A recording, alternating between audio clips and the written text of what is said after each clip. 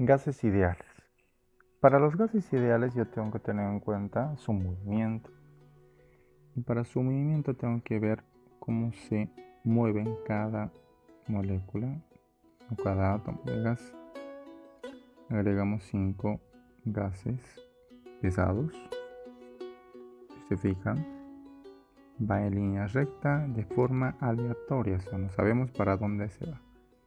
Los gases livianos, lo mismo, pero se mueve más rápido, o sea, su energía cinética es mayor que la de los gases pesados.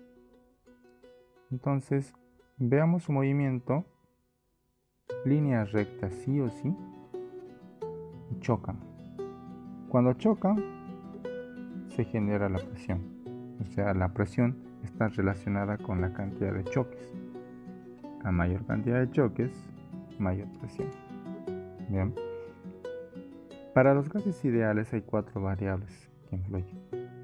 La primera son los moles, que está relacionado con la cantidad de materia o la cantidad de gas.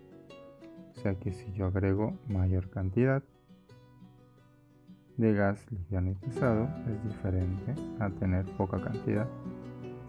La segunda es la temperatura. Puedo agregar energía o le puedo quitar energía a esa cantidad de gas que tengo. Tercera variable es el volumen. Puedo aumentar el volumen o puedo reducir el volumen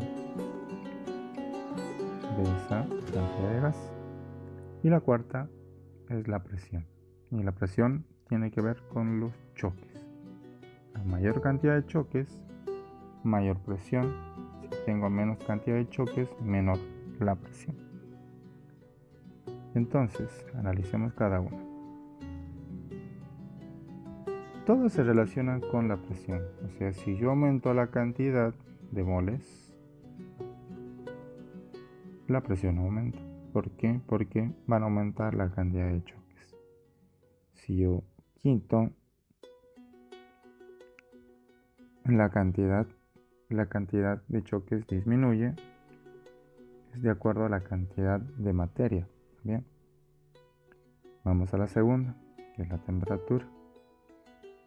Para la temperatura, si yo le aumento energía, forma de calor, los gases adquieren mayor velocidad, o sea, su energía cinética aumenta, por lo tanto los choques van a aumentar.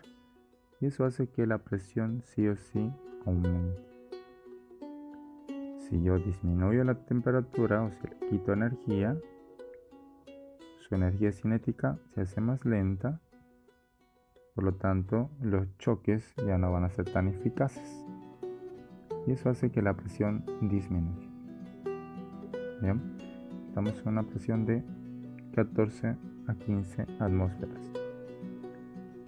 Tercera, que también tiene relación con la presión, que es el volumen. Si yo disminuyo a esto, el volumen está en 15.1. Si disminuye el volumen, la presión aumenta. ¿Por qué? Porque hay menos espacio entre ellas, habiendo más choques, y la presión aumenta. Si aumento el volumen, hay más espacio, menos van a ser los choques y la presión disminuye.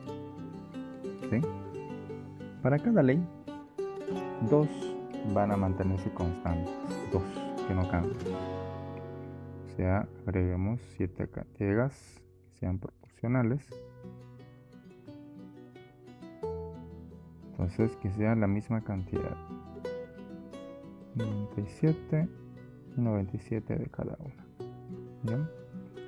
Entonces, para la ley de Boyle,